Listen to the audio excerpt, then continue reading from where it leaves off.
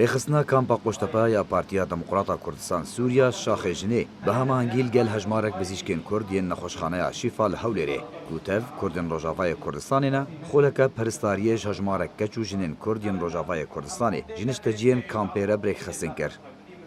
Yekem roja xula peristariyê de Serhan Hesen endamê komîteya navendî û berpirsê rêxistina Qoştepe ya Partiya Demokrata Kurdistan Sûriya amade bû. Beriya xol dest pê bike Hesen gotarek pêşkêş kir.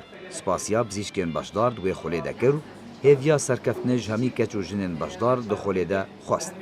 Piştre bizîşk Fewaz Eyo pisporê nexweşiyên jinan dest bi yekem waneya xolê kir. Herwiha roja yekşemê jî ku duwem roja xolê ye.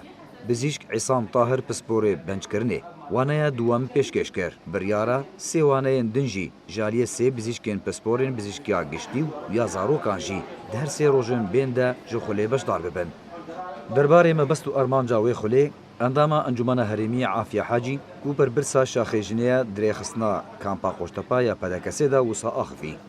مقولة جنيه بارتي ديمقراط كردستان سوريا الكامبا قوشتبا خلا برستاريه بكرب همانجي لقال هجمارك بزيشكن نخشخانه شفا جبر مديد بيوستا وغرينجا هر جنك هر كچك دمالي دا زانبه تدبير روجانا او برزگريكن گوتينا پیشاوي چارسر بكن زيدي هشتي جني او كچيته دا بجدار بود خليدا ام بهوينا سودكي جي ورگرن دو jinên beşdar di xolê de nerîna xwe li ser didin xuyanî û dibêjin ew sûdeke mezina ji wan re. Zaniyariyên ku di xolê de werdigirin dê sûdê bida mala wan jî.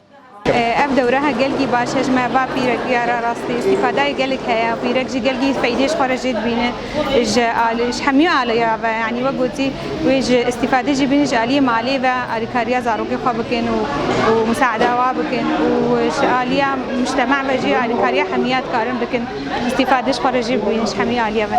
Dewra me ya temrîd gelekî baş e ev dewra û başbûnayê gelekî heye ji me re ku gotî îstîfade ji her malî re û ji her şexsekî re heye. باشا كونسانك يولو زاني بدمال لانه تمريض زاني باش بقول دكتوري ما شاء الله هر دكتورك جدي باش ترتي رجاء اول دكتوري ما بحسها انه شاو مثلا اسعاف شيء مثلا حال طوارئ حياه او موت حالاتي حرارتي ونشاوني حرارتي جرن قلك نوعي حرارتي هبون ما بين زاني بانه تشاربينج انه جهاتي هنتي شاو حرارتي بقريتي شاو مثلا اسعافاتي اول جرتك حتى في اسعاف كمستشفى خلا پرستاریه li kampa Qoştepe roja şemiyê siyema heştan dest pê kiriye û dê deh rojan berdewam bike piştî ku her pênc rojên pêşin waneyên xolê bi dawî werin dê pênc rojên din jî duwarê kar de ango emelî li nexweşxaneya Şîfaya li Hewlêrê birêve biçe. Li dawiyê de biryara bawernameyên peristariyê ji aliyê rêxistina kampa Qoştepe ya Partiya Demokrata Kurdistan Sûriya ve li ser beşdaran were belav kirin.